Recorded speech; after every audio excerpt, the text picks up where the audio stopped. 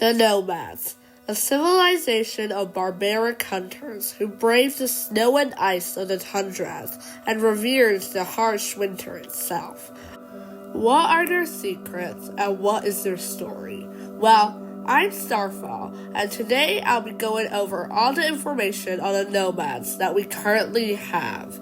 It is unknown when exactly the civilization of the Nomads began, as the journal is really unclear as to what time periods all these events occurred in. It's quite confusing as to whether or not the Nomads were actually nomads, as they have permanent structures such as halls and igloos, yet they also have temporary camps.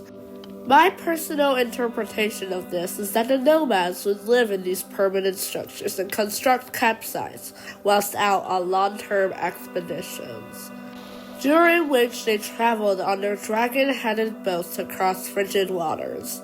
Makes me wonder why they didn't discover the wonders of iceboat transportation. The Nomads were a hunter-gatherer civilization, slaying animals for their meat and fur, and storing everything they had gathered in finely woven straw baskets. They used the fur of the animals they hunted to make sleeping rags and warm rugs. To respect the animals they killed, they wore their pelts to protect them from the cold, honoring their sacrifice. The creatures that the Nomads hunted no longer exist, as they have been hunted to extinction. The harsh, cold, and unforgiving winter is central to the nomad lifestyle.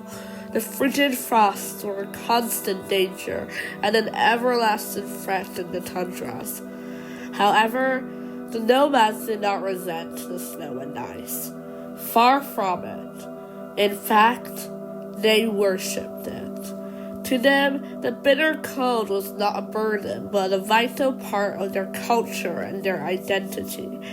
They showed their reverence to the snow and ice by using a snowflake as their symbols on banners and flags, and carving sculptures to capture the beauty of the frozen element. They built igloos because they believed that the energy from within the ice would protect them from the harsh cold. This belief wasn't too far-fetched. In fact, there are actually frost crystals that the Nomads use as a source of light in the icy caves that they ventured deep into. These crystals had a further purpose beyond serving as pretty decoration. When combined with frostbite, a metal exclusive to the frozen parts of the world, the Nomads forged frigid alloy. With this alloy, they created the Frostlander hammer, a weapon that is well known. Except this isn't the real Frostlander hammer. No, that's just a replica. The real Frostlander hammer got frozen to a stone and can never be used again.